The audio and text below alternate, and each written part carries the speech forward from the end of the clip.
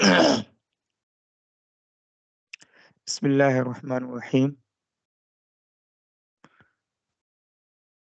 اعتراض جو کیے جا رہے تھے احادیث کو لے کر کے وہ بیان کیے جا رہے ہیں نا۔ اعتراض نمبر 6، پیج نمبر 106، نیچے اخیر صفحہ پر۔ بخاری شریف جلد اول کتاب الجنائز میں ہے، سنو اے رضویوں، حضرت ام العلا کی روایت ہے، اللہ کے رسول ارشاد فرماتے ہیں، واللہ ما ادری وانا رسول اللہ ما یفعل بی، بخدا میں نہیں جانتا ہوں جبکہ میں اللہ کا رسول ہوں کہ میرے ساتھ کیا کیا جائے گا۔ خدا کی قسم میں نہیں جانتا ہوں حالانکہ میں اللہ کا رسول ہوں کہ میرے ساتھ کیا کیا جائے گا، تو تمہارا کیا ہوگا اے لوگوں؟ یہ عبارت تو تمہارا کیا ہوگا اے لوگوں، یہ عبارت سمجھنے کے لیے بہت زبردست ہے جب میں نے ابھی جوڑی ہے نا۔ کبھی کبھار ہم سیاق کلام اور سباق کلام سے جو ہے معنی کلام سمجھتے ہیں، اور ضرورت بھی پڑتی ہے وہاں سمجھنے کی، ورنہ بات ہی پوری نہیں، ورنہ بات ہی نہیں بن پائے گی بغیر معنی سیاق و سباق سمجھے۔ تو یہ جو میں نے جو جوڑا ہے نا، یہ اگر اس کو سمجھ جائیں تو اعتراض میں یہ حدیث پیش نہیں کر سکتے۔ خیر، فی الحال کہہ رہے ہیں، اس سے معلوم، یہ لوگ بول رہے ہیں، خیر اس سے معلوم ہوا کہ حضور کو اپنی بھی خبر نہ تھی کہ قیامت میں میرے ساتھ کیا معاملہ ہوگا، تو پھر لوگوں کی کیسے وہ دسترس کریں گے، یا پھر لوگوں کو کیسے جو ہے سفارش کریں گے، کیا ان کے دسترس میں ہوگا؟ الیاذ باللہ، معاذ اللہ رب العالمین۔ یہ اعتراض کیا گیا ہم لوگوں پہ۔ جواب سنو بھائی، تم سمجھے ہی نہیں، تبھی تو کہتے ہیں قرآن و حدیث سمجھنے کا کام ہر ایک عقل کا نہیں ہے، بڑی اونچی اور بڑی اعلیٰ عقلیں ہونی چاہیے۔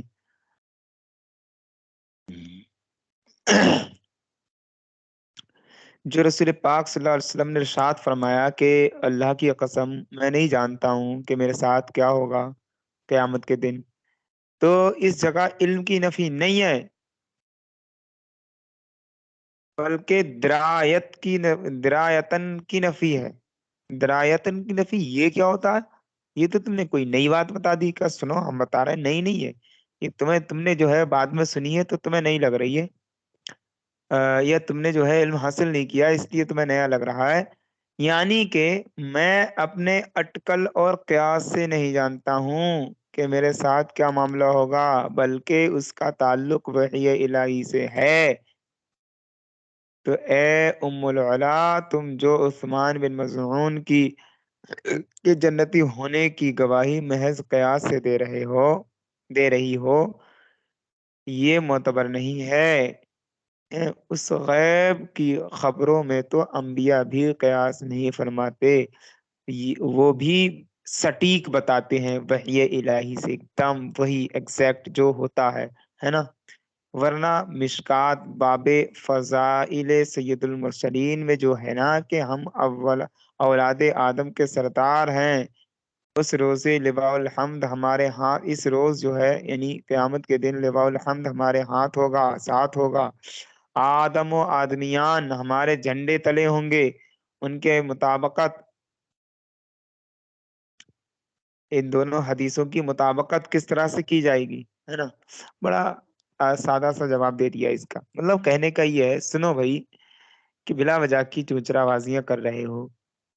وہ احادیث اور وہ آیات کیا کرو گے جس میں صاف صاف رسول پاک کے لیے یا پھر رسول نظام کے لیے یا مخصوصان کے لیے فرمایا گیا ہے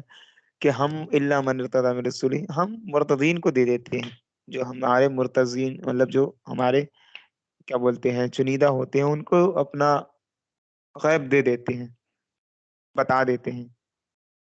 ٹھیک ہے، رسول نظام۔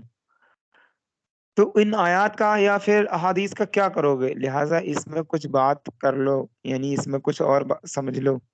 اس میں یہی سمجھو کہ میں نہیں جانتا ہوں اپنے ساتھ میرے ساتھ کیا ہوگا، بلکہ میں اٹکل سے نہیں جانتا ہوں کہ ایسا ہو بھی سکتا ہے نہیں بھی ہوگا، بلکہ ایک دم وہی جانتا ہوں جو ہے، کہ میرے ساتھ کیا ہونے والا ہے، میرے ساتھ یہ ہوگا کہ عسا ان یبعثک ربک مقام محمودا، میرے ساتھ یہ ہوگا کہ اللہ تعالیٰ مجھے قیامت کے روز ایک ایسا اونچا مقام عطا فرمائے گا جسے مقام محمود کہا جائے گا، میرے ساتھ یہ ہوگا، میں سٹیک جانتا ہوں ایک دم جو ہوتا ہے، اٹکل سے نہیں جانتا ہوں۔ تم جو کہہ رہی ہو کہ گواہی کے تعلق سے کہ نہیں یہ جنتی ہوں گے یا پھر یہ کیسے ہوں گے، یہ گواہی دیتی ہوں میں یہ جنتی ہیں، تو ایسا نہیں، انہوں نے گواہی دی تھی اصل میں کہ میں گواہی دیتی ہوں یہ جنتی ہیں اور یہ اللہ تعالیٰ ان کو جنت میں بھیجے گا، کہ تمہاری طرح نہیں ہے۔ پھر رسول پاک نے فرمایا کہ میں نہیں جانتا ہوں تو تم ایک دوسرے کے بارے میں کیسے جانتے ہو، میں اپنے بارے میں نہیں جانتا ہوں اٹکل سے، تم جو اٹکل سے بتا رہی ہو مجھ سے سنو، صحیح ایک دم کریکٹ جو ہے وہ بتاؤں گا۔ خیر اگلا اعتراض ہے ساتواں، اس اعتراض کو پڑھ بھی لیا اور اس کا جواب بھی جان لیا ہے نا، کوئی اب اس حدیث کو پیش کرے نا تو صاف صاف کہہ دینا ہاں یار تم سمجھے نہیں اس حدیث کا مطلب کیا ہے، پھر اس کو بہت سنجیدہ لہجے میں سمجھانا ہے نا۔ آگے کہا ہے بخاری جلد دوم کتاب المغازی میں ہے، حدیث افق، حضرت صدیقہ رضی اللہ تعالیٰ عنہ ام المومنین کو تہمت لگائی گئی، کوئی ہار جب گما تھا اس وقت کی بات ہے، وہ ایک قافلہ تھا اصل میں، قافلے میں جا رہی تھی نا تو پیچھے رہ گا تھا آپ کا قافلہ، اونٹ کے نیچے ہار گم گیا تھا، تو اسی وقت جو ہے تہمت لگائی گئی کہ یہ کسی مطلب ایک صحابی رسول بھی یہیں پر رہ گئے تھے، تو بہت ساری باتیں وہاں پر لوگوں نے کہا جو ہے ادھر ادھر سے بیان کی، لگانے والوں نے قدغن لگانی چاہیے، تو اللہ تعالیٰ نے آپ کی جو ہے پاکی کو قرآن پاک میں بیان فرمایا، تہمت لگائی تو آپ یعنی حضور اس میں پریشان تو رہے مگر جو ہے آپ بغیر وحی الہی سے کچھ نہ فرما سکے، یعنی اللہ کی طرف سے آئی ہوئی وحی کے یعنی وحی کے آئے بغیر اپنی طرف سے کچھ نہیں فرمایا، کہ یہ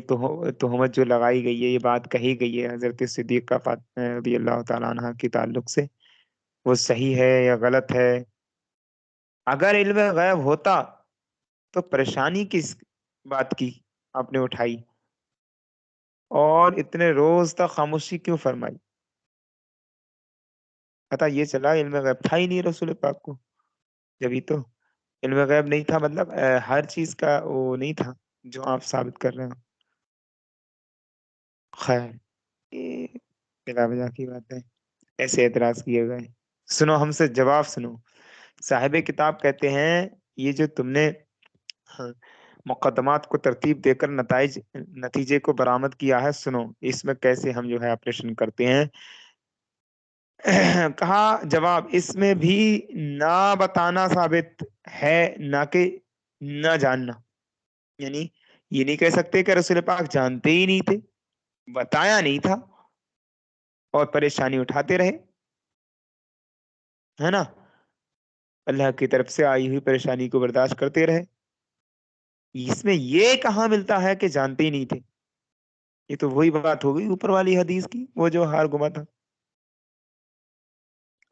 اور یہ سنو، نہ بتانے سے نہ جاننا لازم نہیں آتا ہے، سمجھ گئے؟ خود رب نے بھی تو بہت روز تک ان کی عصمت کی آیات نہ اتاری، تو کیا رب کو بھی کون ہے؟ دیکھیں الزامی جواب، ایسے لوگوں کو الزامی جواب بہت اچھے لگتے ہیں دیتے ہوئے۔ نیز بخاری کی اسی حدیث میں ہے ما علمت علی اہلی الا خیرا، میں اپنی بیوی کی پاک دامنی ہی جانتا ہوں اور اس سے ہٹ کر کچھ نہیں، یعنی میری بیوی، رسول پاک نے ارشاد فرمایا کہ تم جو قدغن لگا رہے ہو، تہمت لگا رہے ہو، میں نہیں مانتا ہوں، بلکہ میں اپنی بیوی کو بالکل پاک صاف سمجھتا ہوں۔ اس سے معلوم ہوتا ہے کہ رسول پاک صلی اللہ علیہ وسلم کو علم تھا لیکن اللہ کی طرف سے کوئی وحی نازل نہیں ہوئی، اسی وجہ سے خاموش رہے، ہے نا؟ ہاں وقت سے پہلے اظہار نہیں فرمایا، اور یہ تو ہو ہی نہیں سکتا ہے کہ نبی آخر زمان کو حضرت عائشہ پر بدگمانی ہوئی ہو، اللہ اکبر، کیونکہ رب تعالیٰ نے مسلمانوں کو عتاباً فرمایا لولا اذ سمعتموه ظن المؤمنین والمؤمنات بانفسهم خیرا وقالوا هذه افک مبین، یعنی مسلمان مرد اور مسلمان عورت، کہہ رہے مردوں عورتوں نے اپنے دلوں میں نیک گمانی کیوں نہ کی اور فوراً کیوں نہ کہا کہ یہ کھلا بہتان ہے۔ مسلمانوں کو عتاباً فرمایا، وہی حضرت عائشہ صدیقہ رضی اللہ تعالیٰ عنہ کے تعلق سے بات ہو رہی تھی کہ انہوں نے جو ہے ایک صحابی رسول کے ساتھ جو ہے دیر گزاری، اور بہت ساری لوگوں سے مراد یہی جو منافقین تھے، تو اللہ تعالیٰ نے ایک وقت کے بعد یہ آیت نازل فرمائی، کیسے لوگ ہیں کہ مطلب جو زوجہ رسول ہیں ان کے تعلق سے نیک گمانی نہیں کر رہے، تو تم لوگوں نے مسلمان مرد عورتوں نے رسول کی بیوی کے تعلق سے اپنے دل میں نیک گمانی کیوں نہ لے کر آئے، اور فوراً یہ کیوں نہ کہا جیسے ہی سنا وہ بہتان، جیسے ہی سنا تو یہ فوراً کیوں نہ کہا کہ یہ تو کھلا بہتان ہے، یہ تو کھلی تہمت ہے نا، افک مبین، کھلی تہمت ہے۔ پتہ لگا کہ نزول آیات سے پہلے ہی مسلمانوں پر نیک گمانی واجب اور بدگمانی حرام ہو چکی تھی، اور نبی ایسی بدگمانی فرمائے یہ ہو ہی نہیں سکتا، کیونکہ نبی ہر حرام کام سے معصوم ہوتے ہیں، تو ہم بدگمانی سے بھی دیکھیں، ہم نے بھی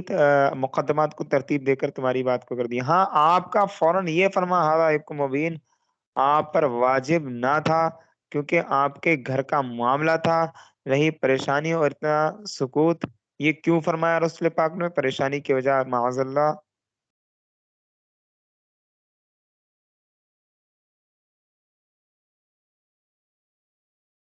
کہہ رہے پھر بھی اپنی باریک دکھ رہا ہے اصل میں صاف صاف، پھر بھی اپنی بدنامی کے اندیشے پر پریشانی کو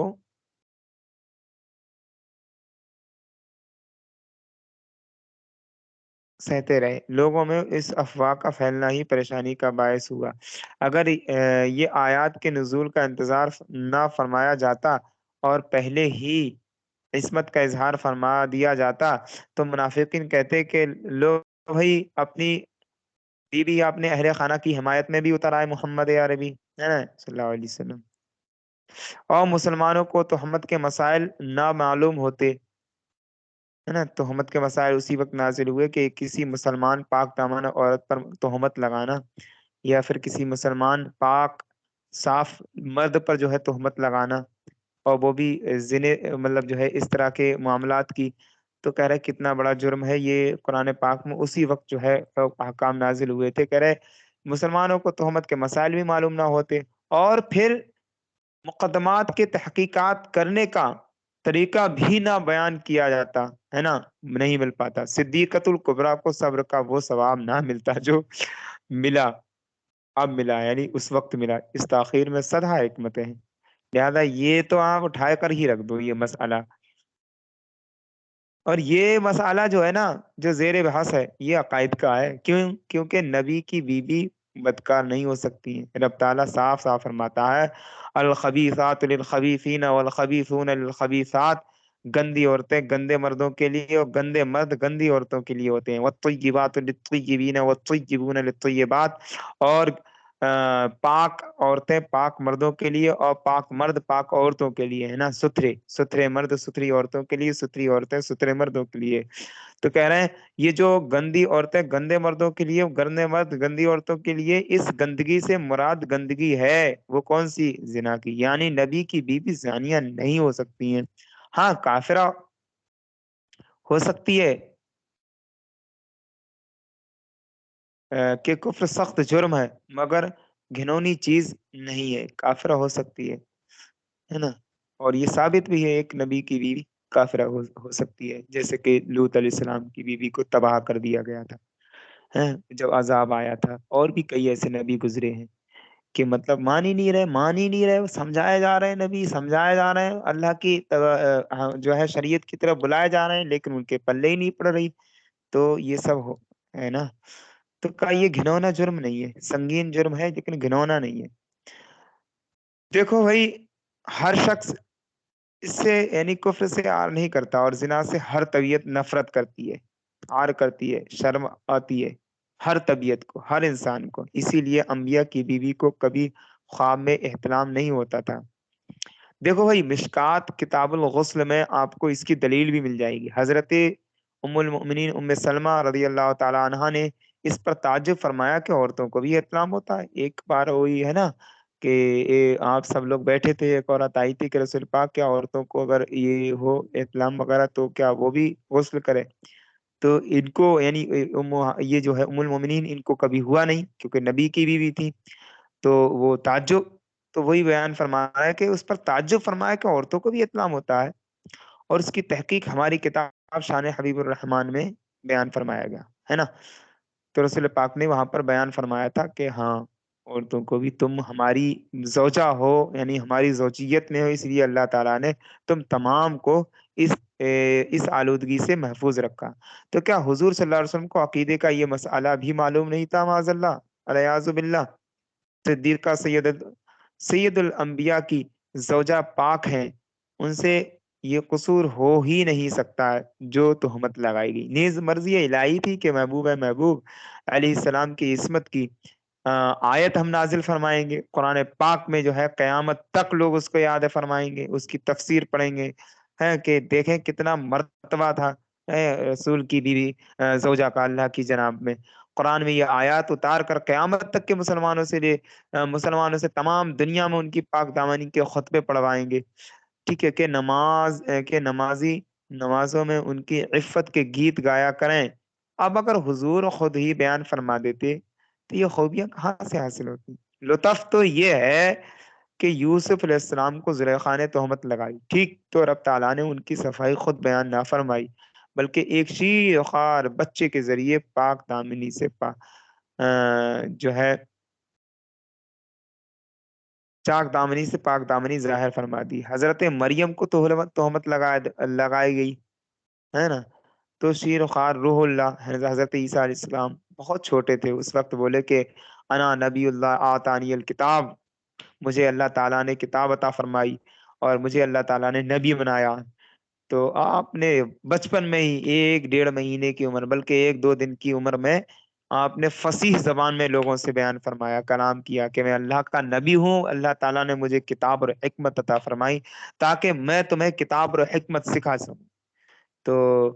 صاف صاف فرما دیا انہوں نے کہ نہیں، انہوں نے یعنی میری والدہ نے کوئی بھی غلط کام نہیں کیا ہے، اگرچہ میں بغیر باپ کے پیدا ہوا ہوں، لیکن یہ اللہ تعالیٰ کی حکم سے ہے، انہوں نے کوئی بھی غلط قدم نہیں اٹھایا۔ انہوں نے بچپن میں اپنی امی کا مطلب جو ہے پاک دامنی ظاہر کر دی شیر و خارق کی حالت میں۔ روح اللہ نے کہا، اور مگر محبوب کی محبوبہ یعنی رسول پاک صلی اللہ علیہ وسلم کی زوجہ محترمہ کو الزام لگایا تو کسی بچے، کسی فرشتے نے کوئی گواہی اللہ تعالیٰ نے کسی سے دلوانی نہیں مناسب سمجھی، بلکہ یہ گواہی خود ہی خالق کائنات نے بیان فرمائی، اور قرآن اس گواہی کو قرآن پاک کا جز بنا دیا تاکہ یہ گواہی ایمان کا رکن بنے اور مخلوق کو حضور کی محبوبیت کا پتہ تو چلے۔ فقط اتنا سبب ہے انعقاد وبزم محشر کا کہ ان کی شان محبوبی دکھائی جانے والی ہے۔ تنبیہ، ایک بہت اہم بات ہے، بہت زیادہ، یہ تنبیہ جب آ جاتا ہے تو وہاں پر بہت تنبیہ کی جاتی ہے نا، ہم تنبیہ پڑے جاتے ہیں۔ کہا ایک جہل ہے، ایک نسیان ہے، اور ایک ذہول ہے۔ 3 چیزیں ہوتی ہیں انسان کے اندر، عیب، تینوں عیب ہیں یہ۔ جہل نہ جاننا کہلاتا ہے، نسیان جان کر حافظے سے کوئی بات نکل گئی، جانتے تھے نکل گئی، یہ نسیان کہلاتا ہے۔ ذہول کوئی چیز حافظے میں ہو مگر ادھر توجہ نہ رہی ہو، یہ ذہول ہے۔ ایک شخص نے قرآن نہ پڑھا، دوسرے نے حفظ کر کے بھلا دیا، تیسرے نے تیسرا شخص جو ہے کامل حافظ ہے، اگر کسی وقت کوئی آیت اس سے پوچھی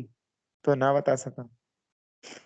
پہلا تو قرآن سے جاہل رہا، دوسرا ناسی رہا، تیسرا ظاہل رہا، ظاہل زال والا۔ انبیاء کو بعض وقت کسی خاص چیز کا نسیان ہو سکتا ہے، مگر بعد میں اس پر قائم نہیں رہتے۔ وہ نسیان ہو سکتا ہے، مطلب تھوڑا سا توجہ ہٹ سکتی ہے وہاں سے، ہے نا، بھول سکتے ہیں،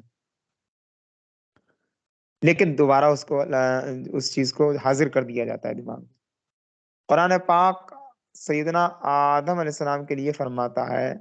فنسیا ولم نجد لہو عزما، وہ بھول گئے، ہم نے ان کا قصد نہ پایا۔ حضرت آدم کی نظر لوح محفوظ پر تھی، یہ تمام واقعات پیش نظر تھے، مگر ارادہ الہی کے کچھ مدت کے لیے نسیان ہو گیا۔ تاری قیامت میں شفیع کی تلاش میں سارے مسلمان، جس میں محدثین، مفسرین، فقہا سب ہی داخل ہیں، انبیاء کے پاس جائیں گے، شفاعت فرمائیں کہ وہ شفاعت کریں، لیکن وہ شفاعت نہ کریں گے۔ پھر شفیع المذنبین کا پتہ چلے گا، صحیح پتہ چلے گا، تو وہاں پہنچیں گے، پھر شفاعت ہوگی جا کر کے۔ دیکھیں آپ، محدثین مفسرین سارے لوگوں کے دماغ سے خیال سے فرمائیں گے کہ حضرت نوح علیہ السلام کے پاس جاؤ، وہاں جائیں گے، پھر کہا جاؤ شاید تمہاری شفاعت وہ کرائیں گے، حالانکہ دنیا میں سب کا عقیدہ تھا اور ہے کہ قیامت میں شفیع المذنبین حضور ہی ہیں۔ یہ ہوا ظہول کہ ان باتوں کی طرف توجہ نہ رہی۔ اگر حضور کسی وقت کوئی بات نہ بتائیں تو اس کی وجہ ظہول ہو سکتی ہے۔ کتنی بہترین طریقے سے سمجھایا ہوا ہے۔ بے علمی ثابت نہ ہوگی، بے علمی رسول پاک کی ثابت نہ ہوگی کہ پتہ ہی نہیں تھا۔ آپ لوگوں کو یہی چیزیں تلاشنے کو ملتی ہیں، عجیب حال ہے۔ اور یعنی کتنی شکیں ہیں ان باتوں میں، ان کی طرف نظر نہیں آتی ہے۔ ان حدیث سے یہی باتیں ملتی ہیں کہ تو کو نہیں جانتے تھے، نہیں جانتے تھے، بلا وجہ کی خرافات ہیں۔ ہم یہ کب کہہ رہے ہیں کہ اللہ کے رسول ان باتوں کو ہم ثابت کر کے یہ ثابت کرنا چاہ رہے ہیں کہ اللہ کے رسول اللہ کے برابر ہو گئے، معاذ اللہ سے معاذ اللہ۔ کلمہ تو ہم وہی پڑھ رہے ہیں، لا الہ الا اللہ، اشہد ان لا الہ الا اللہ واشہد ان محمد عبدہ ورسولہ، ہے نا؟ کلمہ تو وہی ہے کہ عبدہ، پہلے عبد لے کر آئیں گے، بھائی بندہ ہیں، خالق کا بندہ، خلق کا آقا کہوں تجھے، یہ عقیدہ ہے بھائی ہمارا، بلا وجہ کی بات ہے، خرافات ہے۔ وَإِن كُنتَ مِن قَبْلِهِ لَمِنَ الْغَافِلِينَ، رب تعالیٰ فرماتا ہے اگرچہ آپ اس سے پہلے واقعہ حضرت یوسف سے بے پرواہ تھے، یعنی وہی ذہول دماغ میں نہیں تھا، غافل ہو کہ واقعہ علم میں نہ ہو، مگر ادھر دھیان نہیں۔ گلستہ میں فرماتے ہیں شیخ سعدی، کسی نے حضرت یعقوب علیہ السلام سے پوچھا مصرش بوئے پیرہان چمیدی چرا چرگاہ کنعانش ندیدی، کہ آپ نے حضرت یوسف علیہ السلام کے کرتے کی خوشبو مصر سے تو پائی، مگر کنعان کے کنویں میں رہے تو آپ معلوم نہ کر سکے۔ جواب دیا بگفت احوال ماں برق جہانست دم پیدا۔ اب دیکھو اس کا ترجمہ پڑھ لیتے ہیں کیونکہ ٹائم کئی بات ہے۔ فرمایا کہ ہمارا حال بجلی کی تڑپ کی طرح ہے، کبھی ظاہر کبھی چھپا ہوا۔ قرآنی آیات سے معلوم ہوتا ہے کہ حضرت یعقوب علیہ السلام کو علم تھا کہ ماہ کنعان مصر میں تجلی دے رہا ہے۔ فرماتے ہیں وَأَعْلَمُ مِنَ اللَّهِ مَا لَا تَعْلَمُونَ، یعنی مجھے اللہ کی طرف سے سب کچھ پتا ہے جو تمہیں نہیں پتا۔ روح البیان میں اس کی تفسیر میں لکھا ہے کہ میں اللہ تعالیٰ کو اپنے پیاروں کا رونا بہت پسند آتا ہے، یعنی پسند فرماتا ہے۔ حضرت نوح علیہ السلام اتنا روئے کہ نام ہی نوح ہو گیا، رونے والے۔ اور حضرت یعقوب علیہ السلام رونے کے لیے فراق یوسف میں کافی روئے، ہے نا، جو کہ سبب ظاہری بنا اور یہ بھی بلندی کا درجات بنا۔ لہٰذا ان کا یہ رونا حضرت یوسف علیہ السلام سے بے خبری کی وجہ سے نہ تھا، بلکہ ترقی درجات کی وجہ سے۔ المجاز فطرت الحقیقہ۔ بنیامین کو مصر میں حضرت یوسف علیہ السلام نے ایک حیلہ سے روک لیا، بھائیوں نے آ کر قسم کھائی اور قافلے والوں کی گواہی پیش کی کہ بنیامین مصر میں شاہی قیدی بنا لیے گئے، مگر فرمایا بل سولت لکم انفسکم امرا، کہ تمہارے نفس نے تمہیں ہیلا پھر سکھا دیا، پھر ایک نئی بات لے کر کے آ گئے۔ خیر، یہ 7 اعتراض ہو گئے، اور ہم کل پڑھیں گے 8واں اعتراض انشاءاللہ۔ ہم نے 7ویں اعتراض اور 6 اعتراض کو مکمل پڑھ لیا۔ جن حضرات کو مزید کچھ اگر پوچھنا ہو تو وہ دوبارہ کل رابطہ کر سکتا ہے نا کلاس میں۔ حضرت ابھی کچھ پوچھ سکتے ہیں؟ ابھی تو 3 منٹ اوور ہو گئے، بولیں ذرا، چھوٹی بات ہوگی۔